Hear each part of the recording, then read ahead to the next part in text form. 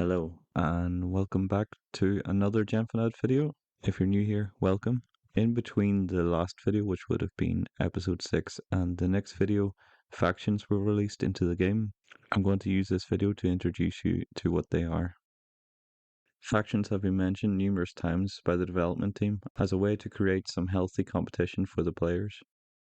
Back in January in the news post A New Year, behind the scenes, we got our first tease of what to expect from factions. And just to read a little to you. Collectively, these corporate departments represented by various NPCs in the game will compete with each other on a seasonal basis. Players can get recruited to various organizations, and different actions that they will take in-game will be rewarded. I'll show you this later, but this is basically describing tasks, which can give decent rewards depending on their level and the task difficulty. To continue. Individually, players will get rewarded through the performance review system that will allow them to compete with other players for rewards. As of the end of August, this has only been mentioned a handful of times in the Discord channel, but we as players know next to nothing about what these rewards can be. We can only speculate. Following on from that, players who belong to the winning department will get a small slice of a big pie, but someone who's holding up a department single-handedly will get even more rewards. There's two parts to this. The first part being the winning faction of that season. It is again not completely known, but in conversation with the team on their Discord channel, we have been told those of that top department will get some reward, whether that's loot, resources, cosmetics. I guess we'll find out. The second part, well, all that has been said is just what I've read to you, that this person may receive a larger reward than individuals of the winning faction. What does that look like? I really couldn't tell you. Following on from the unknown rewards, the rest of this post goes on to talk about the aspects of factions that we have yet to experience or even see. And I assume it is the coming soon section in the CLicHe tab. This will more than likely be some membership feature on release to Steam. There was an early mock-up of this section that was teased in the Discord where we could see some kind of prestige system associated with stars. I'd hazard a guess that that would be your ranking within the department, and each time you hit this 10th star, you're promoted. So let me read over what we can expect quickly. And to tie everything together, CLicHe will be introducing the concept of an adventurer's corporate rank. This rank lets players start ascending the corporation's maze-like internal hierarchy, growing from intern to assistant vice president of bringing coffee to interns. From a gameplay perspective, the corporate rank is a representation of players' progress through the game. Your corporate rank grows over time, and the higher levels would unlock rewards including exclusive quests, better rewards for their performance review, access to special shops, and more. And then we can see a adventurer getting a star from the boss. That's all that was mentioned about the corporation ranking inside of the January post. The aspect of faction ranking system does excite me. I'm competitive by nature, so competing against other factions is already fun within the game, but then ranking, unlocking what I suspect are faction-specific quests, shops and more, that's cool. I'm really quite excited by this. So jumping on from the January post to near the end of July, we finally see some UI of this named CLicHe Integration Update, and which also announced that there will be 5 departments added to the game. I'm not going to go into too much depth of each faction. I'll leave that for you to discover which one suits you best, and I'll link all of the faction information in the description below. Just to name the 5 departments, they are the Diplomats, Heroic Resources, Licensing, Logistics and Liaison, Research, Development and Explosives, and the final one, Custodial Solutions.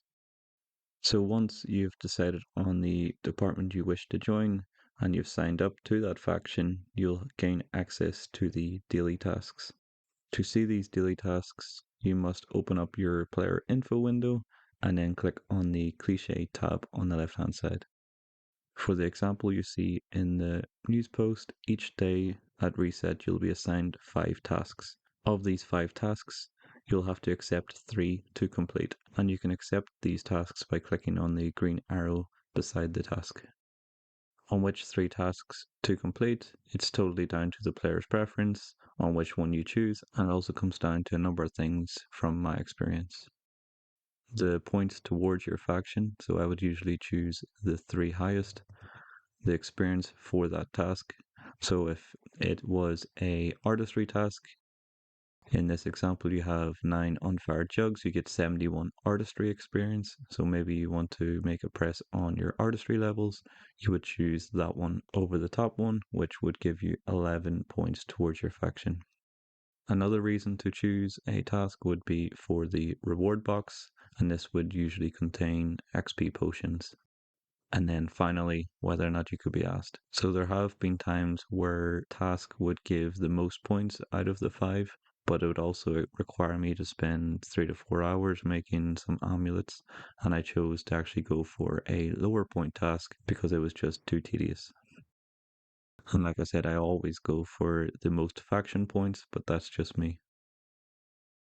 From my experience with the tasks over the past month or so, the tasks cover most skills and are relatively easy to complete within that day, even for a casual player.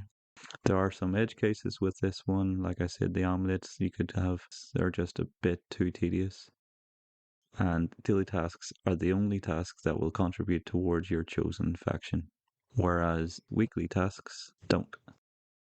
Weekly tasks are assigned to you by a taskmaster, and these could be found in a room within any bank. You're assigned 5 tasks to complete for each week, and once you have a list of 5 tasks that you would like to complete, you hit accept all, and you have until that Sunday reset to complete them.